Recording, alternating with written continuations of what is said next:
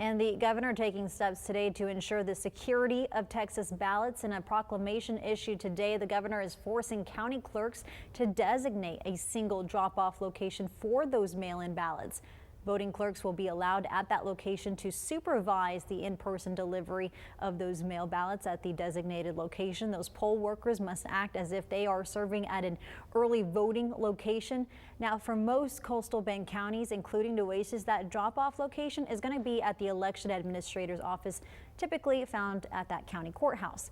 B County says their drop-off location is at the B County Expo Center.